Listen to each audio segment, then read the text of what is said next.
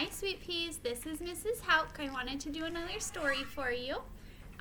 This one is called Betty Bunny Loves Chocolate Cake, and it was written by Michael Kaplan and illustrated by Stephane Jorisch, and it is the publisher is Scholastic. So Betty Bunny Loves Chocolate Cake. Betty Bunny was a handful.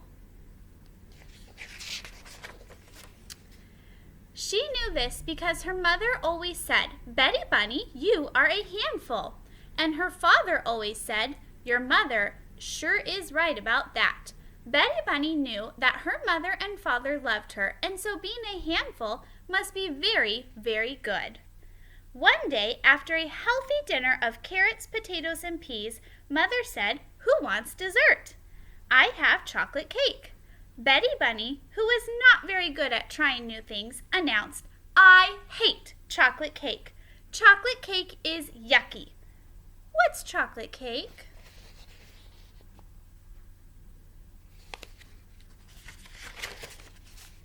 So her mother gave her a piece, and Betty Bunny tried it. It was the yummiest thing she had ever put in her mouth. "When I grow up, I am going to marry chocolate cake," said Betty Bunny. "You can't marry a dessert," said her brother Henry. "You could marry a baker who makes chocolate cake," added her sister Kate. "Or you could just buy your cake at the store, and then you don't have to marry anyone," said her older brother Bill.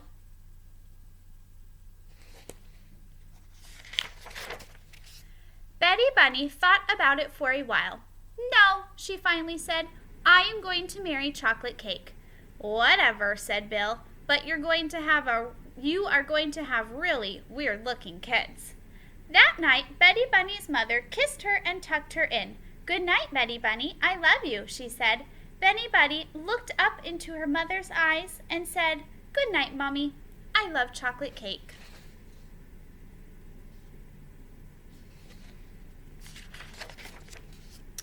The next day at school, Betty Bunny's teacher said, "Good morning, Betty Bunny. How are you?"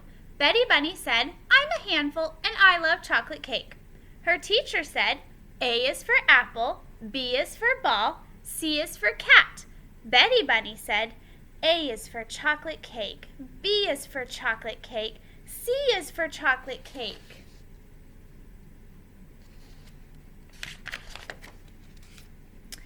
During playground time, Betty Bunny tried to make chocolate cake by mixing water and dirt.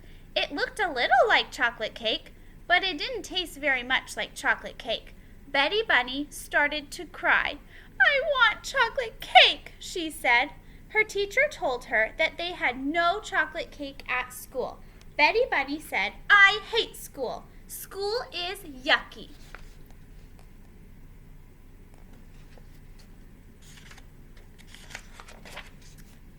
After school, her mother drove her home. "How was your day?" she said.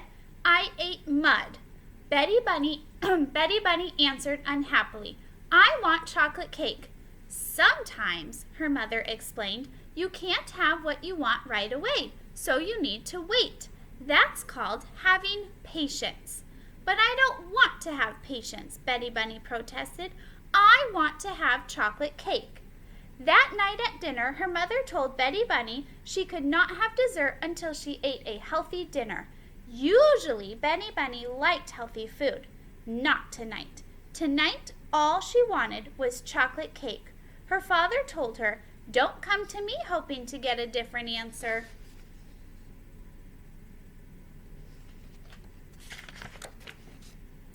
Henry said, "If you are smart, you'd eat some peas."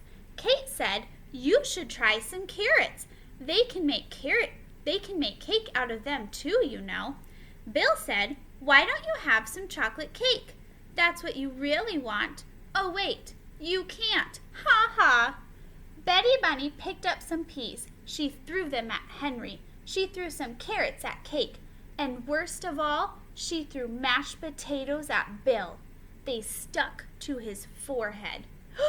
Everyone was shocked. Even Betty Bunny was shocked. She hadn't really meant to do something so awful.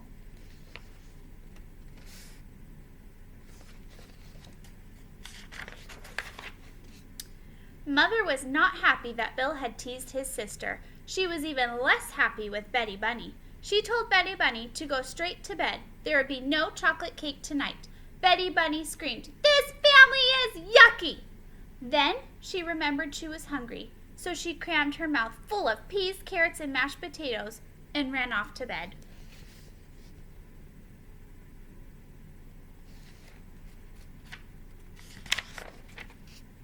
When her mother came into her room to kiss her goodnight, she told Betty Bunny, "Sweetheart, you know that I still love you." "Mommy," Betty Bunny said, "you know that I still love chocolate cake."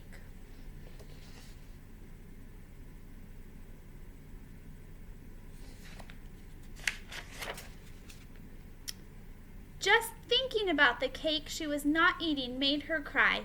Then it made her scream. Then it made her kick the wall, which hurt her foot, which made her cry all over again. "Betty Bunny," her mother said as she rubbed the little bunny's foot, "I'm going to put a piece of chocolate cake on a plate in the refrigerator. It will be your piece of cake, and you can eat it tomorrow after a healthy dinner. Maybe if you know that it's there waiting for you, it will be easier to be patient." Betty Bunny stopped crying. She liked this idea, so she wanted to say something especially nice to her mother. "Mummy," she said, "you are a handful."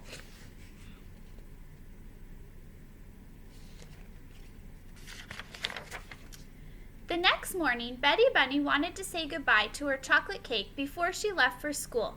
So she opened the refrigerator and saw her piece of cake sitting on its plate. It looked so lonely. Betty Bunny knew that the cake would miss her all day while she was at school. So she picked it up and she put it in her pocket.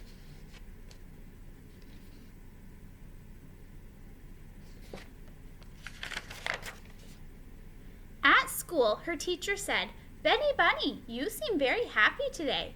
Betty Bunny just giggled. There was chocolate cake in her pocket, and no one knew it but her.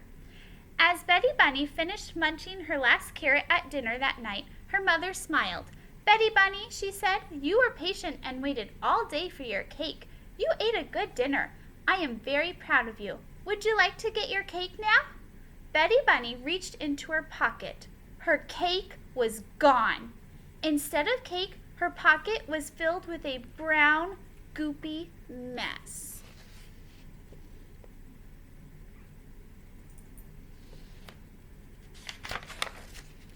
"My cake!" Henry said. "I can't believe you put your cake in your pocket." Kate said, "Betty Bunny, food doesn't go in your pocket." Bill said, "Guess you can't marry that piece of cake now."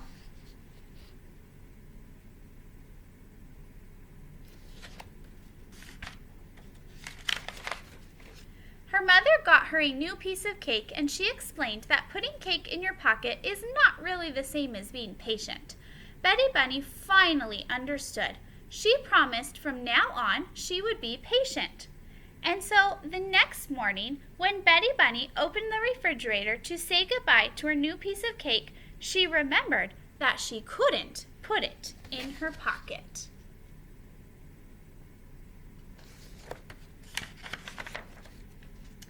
And that is why she stuffed it very carefully into her sock.